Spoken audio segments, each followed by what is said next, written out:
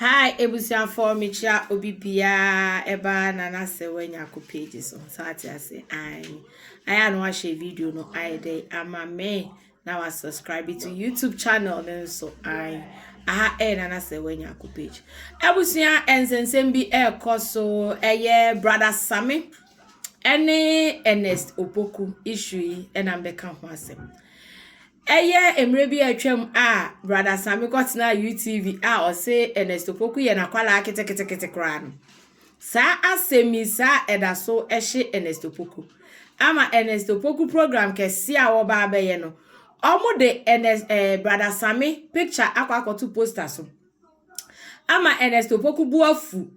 o se Sammy amepa ne chewa Sammy si program na se obepam no na sabe misemi biso brother Sammy ni Ernest Opoku de na hamo anyanya bia nti munyina gospel musicians so se we na di kan ba ye se we yakwala ni we sabe ade pa na mo pre ho Sammy bra form na unso wa hantan ne fa bra form na Ernest Opoku suntumi accept o ade na mumienu mo oje as a gospel musicians enne beef ente se da montem mon kasa o mo pere wesi we ya na kwala wesu si we ya na kwala amumienu mo pere amagya dia ba social media amanne yanum na yetie monyom ne yehu se sabe mo ankasa mo ya nyomtofo keke nemmom munye nkrofo bia mo ye Kristo apede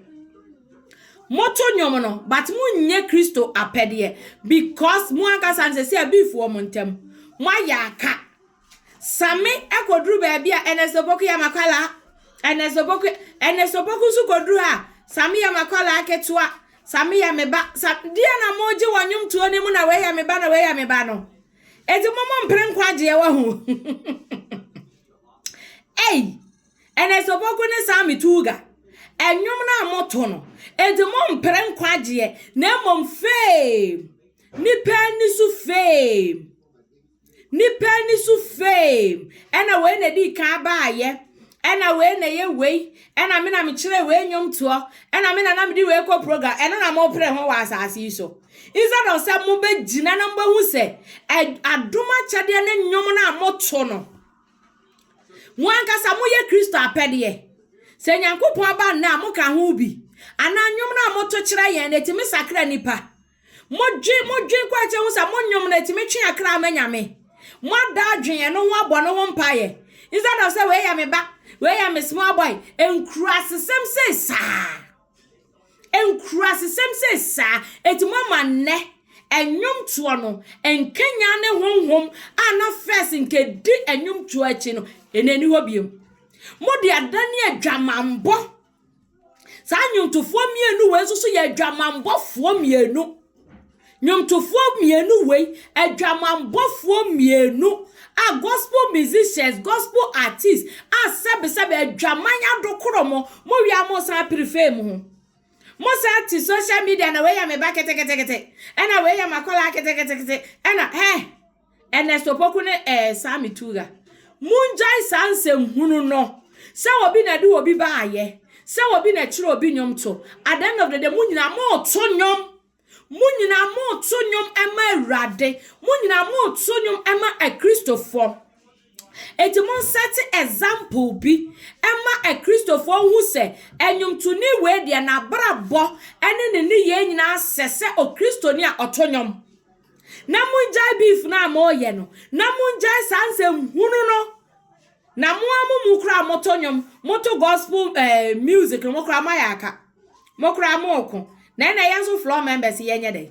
enti ana mbosa motonyom ne say ye yemfa mesa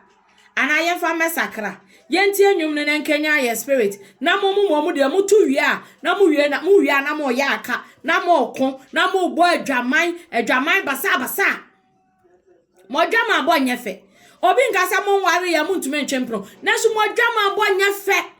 ye baby aye free ni de ye hu se we se o ye Kristoni we ye gospel musician yes what is say nipa no be set example ama akra no person wo twem omuba nyame fie no ye hu se say nipa no so na brabo ne ye tesa Ernest Opoku ne Sammy Tuga monjan se hunu no monko pe baby ntina na mon settle mo differences ade kronti amoko ana oba ho na amoko ana oba ba ku bia beda montem because me ya sure say eye na ya se bre bi atwam na ye ne sopoku mpra ena se si a na ya se nso adamfo pa ni twetwe mutwo pa nso ne brother Same na se dia pa na akose sa fight ni between ena sopoku ne brother Same eye oba hu nti ana ase dem senye oba hu na moko dia sebe mpradiasa enko obi ato ne nwom obi atworo ne nwom obi a wakwan ofa so ban obi akura ne voice e dia biem ni beef we koduru ha we am small boy we am akola kete ena we mama money na ho na mo hwe so nto nwom no na se we nya page abusia wonya video ni bi sha na wa de na wa share amame na wa subscribe so medama se mama ba mo share video no na ento Ernest Opoku ene brother Same no mu pe ba bi ntina so ba bi ena abegino mu ntem ena mo yesa beef na omu mienu nyina omu ntwe oba ne nsi nchen na omu nka mom no mu nya nyame adwuma a ebetwe Accra amanipa e wo my Ghana